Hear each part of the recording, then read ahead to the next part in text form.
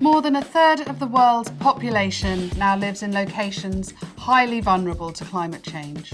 And natural catastrophes caused $270 billion of overall losses in 2022, most of which were driven by climate change. That is a huge dent on the global economy. Financial impacts will continue to grow exponentially unless carbon emissions are cut fast and unless our buildings, infrastructure and communities are protected against the physical impacts of climate change. Thankfully, we now see infrastructure owners and investors really recognising the need to integrate decarbonisation and resilience into their assets. To address this, we helped launch the Physical Climate Risk Assessment methodology, PCRAM. This methodology allows for the quantification of financial benefits of investing in resilience. Also, in 2022, we co-authored the publication of a major update to an international guidance document for cutting carbon across the built environment called PAS 2080.